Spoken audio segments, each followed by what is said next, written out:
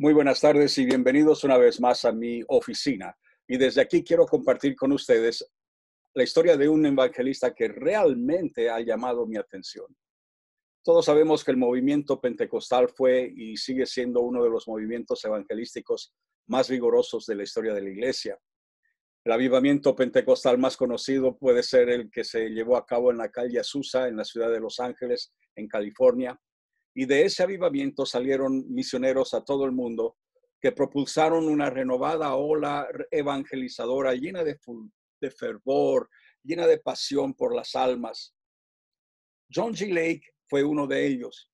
Él escuchó el evangelio por primera vez a la edad de 16 años en una reunión en el Ejército de Salvación y entregó su vida a Cristo poco después y empezó a congregarse en la iglesia metodista. Venía de una familia que sufría de constantes enfermedades. John narra que 4 hermanos y 4 de sus hermanas sufrieron unas enfermedades incurables que los llevaron inexorablemente a la tumba.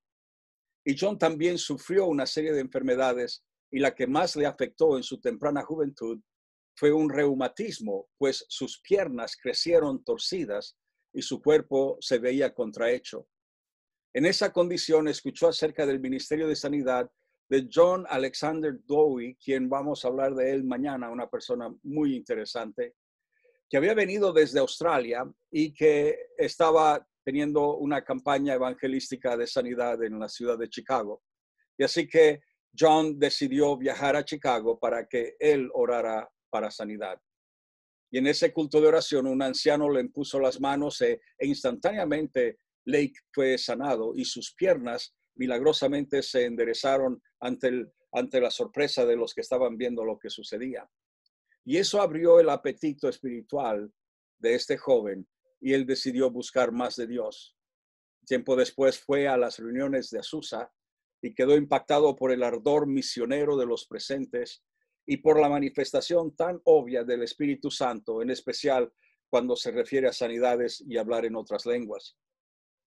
Y en 2 ocasiones distintas, Lake fue a Azusa y se conectó directamente con William Seymour, que era el que predicaba en esa campaña, a quien luego le daba cuentas de lo que sucedía en los cultos a los que Lake iba a predicar. De hecho, hay evidencias que Hoover, quien inició el avivamiento aquí en Chile, tuvo varios contactos con John, ya que existen todavía algunas de las cartas que intercambiaron estos 2 grandes hombres de Dios. John lo dejó todo para predicar el evangelio y se fue al continente que no había escuchado mucho, había escuchado muy poco acerca de Cristo. Él decidió irse a África. Se dice de John lo siguiente: pocos evangelistas han podido demostrar de manera irrefutable su don de sanidad como Lake.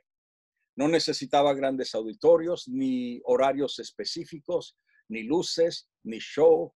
En cualquier lugar, en cualquier momento, sin protocolos, en la calle, en la iglesia, en los hospitales, delante de los médicos, imponía las manos sobre los enfermos y se producían sanidades asombrosas. Además, fue uno de los pocos evangelistas de la sanidad de testimonio irreprochable de principio a fin.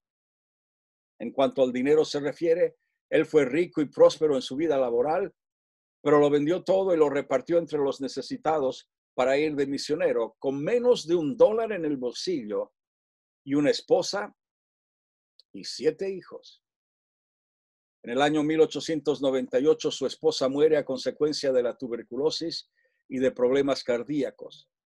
En ese momento de desesperación, él llama a John Alexander Dowie, quien había orado por él cuando estaba enfermo de las piernas, y juntos oraron por la esposa ya muerta, la cual en pocos minutos volvió a la vida totalmente sana otra vez.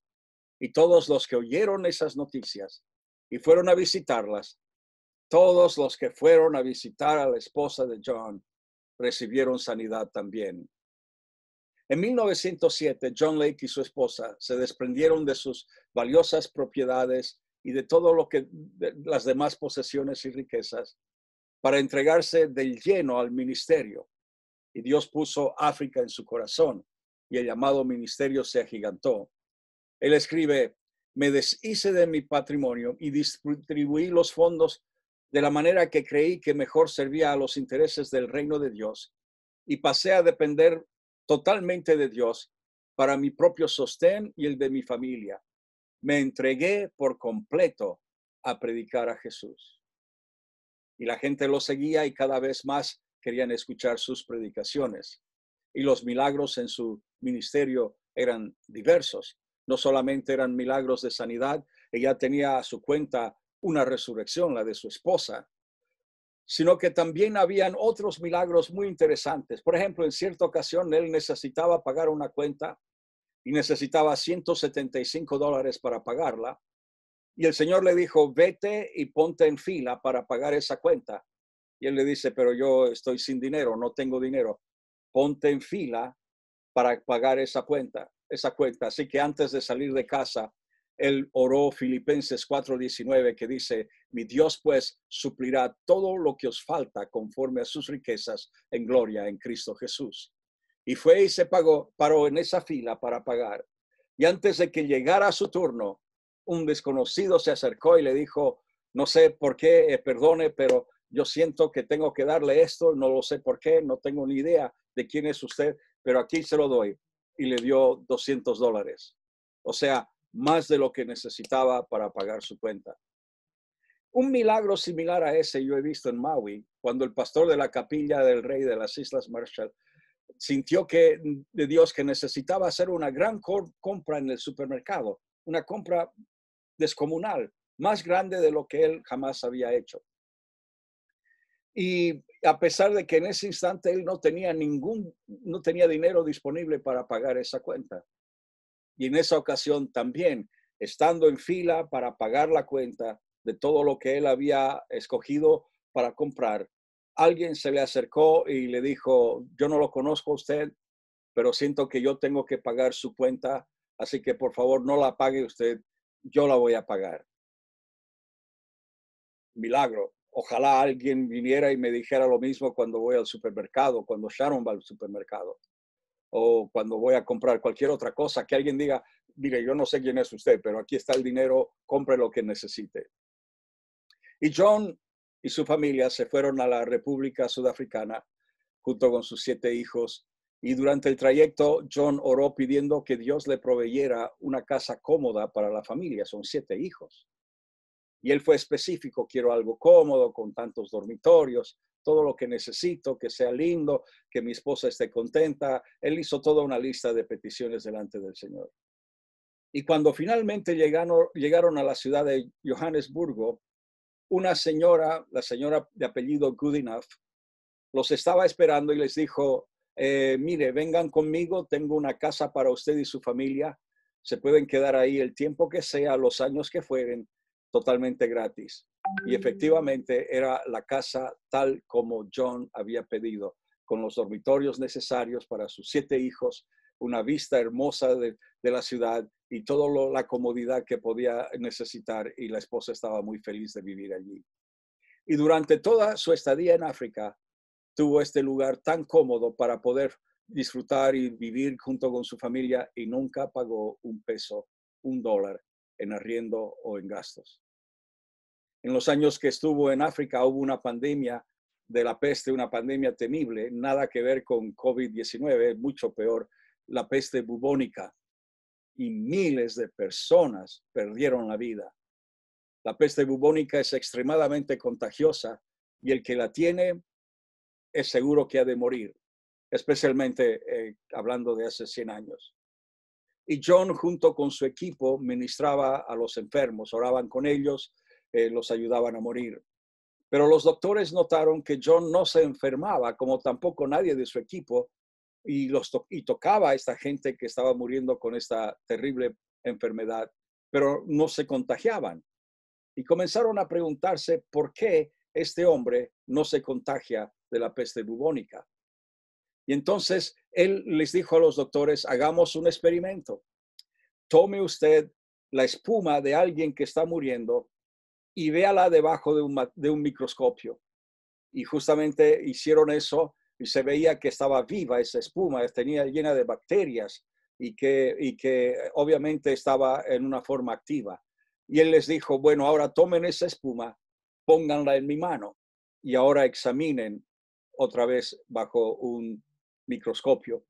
Y le pusieron esa espuma, esa baba en su mano y examinaron otra vez y vieron que todas las bacterias estaban muertas en una forma inexplicable. Los doctores se quedaron absolutamente sorprendidos y asustados y comenzaron a hacerle preguntas, pero ¿por qué? ¿Cómo es posible que esta bacteria que mata a miles y que no hay cura para esta enfermedad, cómo es que cuando la ponemos cerca de ti se muere? Y él dice que mientras vivía en comunión con Dios, el Espíritu Santo iba a destruir cualquier germen, cualquier bacteria, cualquier virus. Y yo me pregunto, ¿por qué estamos asustados con un COVID-19, del cual ni siquiera, o sea, el 99% de los que lo contraen pueden sobrevivirlo? ¿Por qué nos asustamos? 5 años estuvo en África y estableció 125 iglesias para aquellos de piel blanca y 500 congregaciones para aquellos de piel negra. En ese tiempo se separaban de acuerdo a sus razas. Centenares de miles de personas recibieron a Cristo en ese periodo de tiempo. Finalmente, su amada esposa volvió a morir de agotamiento de la ardua labor evangelística que se llevaba a cabo en África, pero esta vez no hubo una resurrección. Se narra de varias resurrecciones en varios momentos, en varias situaciones, tanto en África como en América. Cuando él oraba, los muertos volvían a la vida otra vez. En el año 1914 regresa a los Estados Unidos y establece salas de sanidad donde se registran, hay el registro exacto de más de 100,000 sanidades, todas ellas confirmadas en ese periodo de 5 años. Y la ciudad donde él estaba, la ciudad de Spokane, en el estado de Washington, en el norte de Estados Unidos, en ese periodo de 5 años se consideró como la ciudad más sana del país.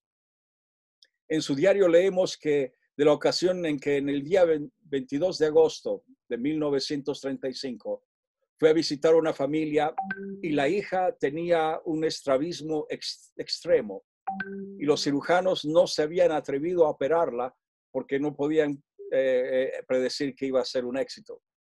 Y John se sentó con esta joven, habló con ella por unos minutos y luego impuso sus manos y en cuestión de 3 minutos ella quedó absolutamente sana de sus ojos hasta el día de su muerte. Y John decía, el secreto del cristianismo está en el ser, está en ser poseedor de la naturaleza de Jesucristo. Y él tenía ese don especial de crear fe en el corazón de los que oían sus prédicas. Uno de los que fueron ministrados por Lake fue Gordon Lindsay, quien había tomado un veneno sin querer, era joven, y se había envenenado y estaba postrado y no había un antídoto para ese veneno y ya lo estaban dando por muerto. Y y John G. Lake oró por él, se levantó de lo que muchos creían era su lecho de muerte, saltó en sus pies, sano instantáneamente. No hubo ningún efecto de ese veneno en su cuerpo. Y Gordon Lindsay fue uno de los grandes predicadores. O sea, Lake dio a luz, por así decirlo, a este gran predicador, Gordon Lindsay. Y Gordon Lindsay fundó el Instituto Bíblico Cristo para Todas las Naciones en la ciudad de Dallas, Texas. Y hoy mi nieta Isabella estudia allí.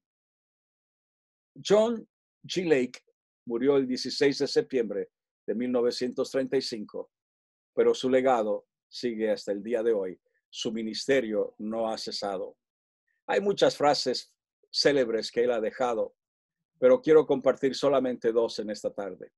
Primero, el temor al diablo es un disparate.